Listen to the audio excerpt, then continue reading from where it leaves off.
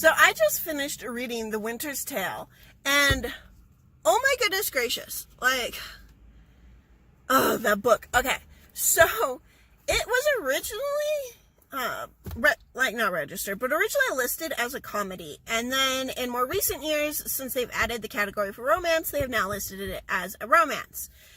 That book, like, okay, so it's either 5 acts or 6 acts. I want to say it's 5 acts. And in the first 3 acts, it is all, like, King Leontes and Hermione, his queen, and the king from Bohemia, whose name I could not pronounce even in my brain. Like, I just could not figure out how it was pronounced. And those are, like, the 3 main characters, and then there are, like, all these lords and ladies and stuff. There's Lady Paulina, who is one of Queen Hermione's attendants. And the whole first 3 acts is just following their story.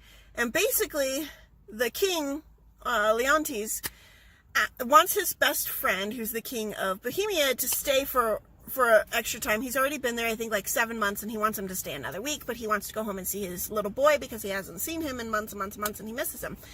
And the king from Bohemia won't stay. He wants to leave. And so the king from Sicily asks his wife to get the king from Bohemia to stay. So she goes up to him, and basically she's like, look, you're going to stay. It's up to you if you're going to stay as my prisoner or if you're going to stay as my guest. And he's like, all right, fine, I'll stay as your guest. And so she comes back, and the king's like, so is he going to stay? She's like, yeah, he's going to stay.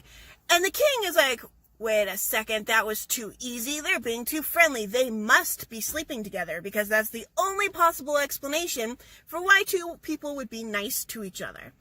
And so then he goes on, like, this whole rant. He tries to kill his best friend, but the guy who orders to kill him, like, ends up leaving with him and warning him because he knows that the guy isn't sleeping with the queen. And so they leave, and then he was like, oh, he left. He must be guilty. He could not possibly have left because we were going to kill him.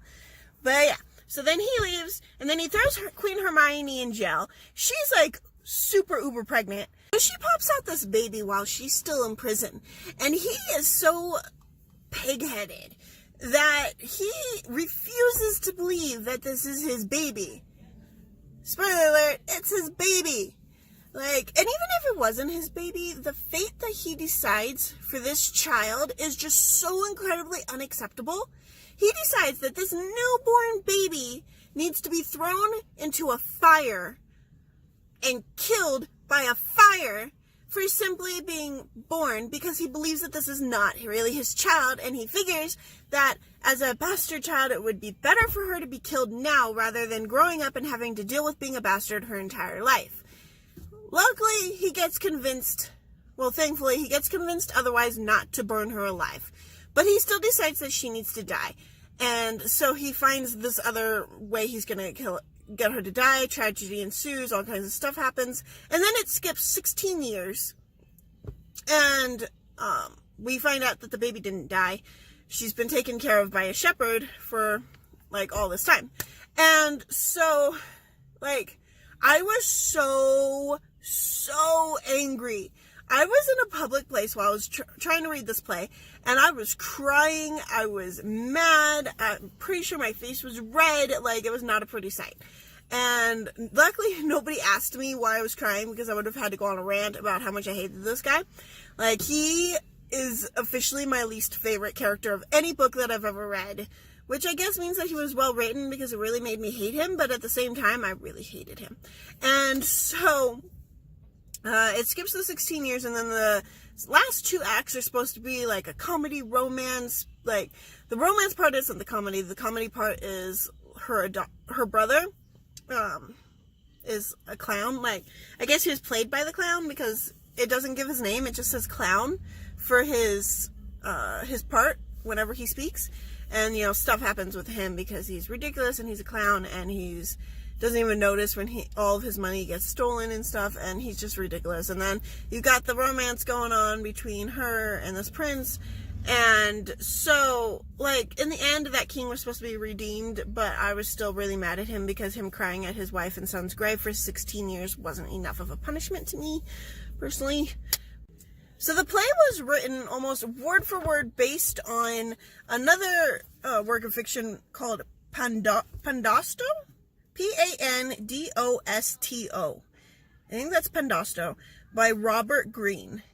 And Shakespeare kept it like so close, like almost word for word of this work he duplicated as the play. The only thing that he really changed was Hermione's fate at the end of the book, or the end of the play. Because in Winter's Tale, Hermione, well, I don't want to give a spoiler there, but their fates are different, let's put it that way.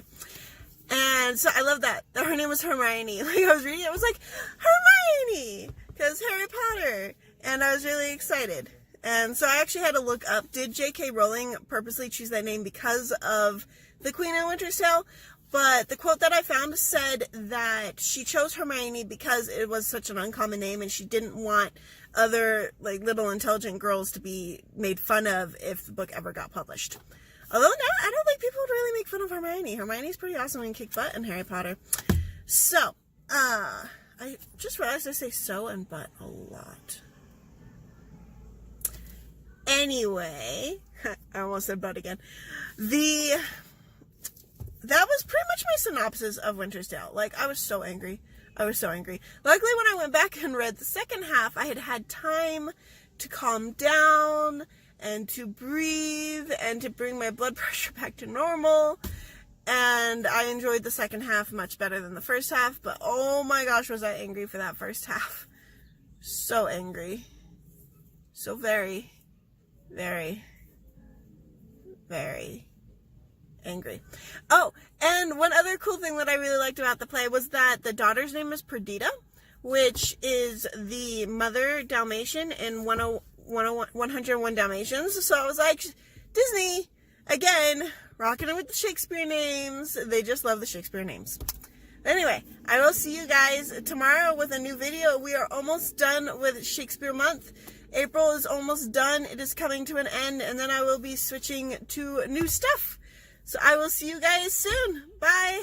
Enjoy your Shakespeare Month and Shakespeare Week, because this week is Shakespeare's birthday.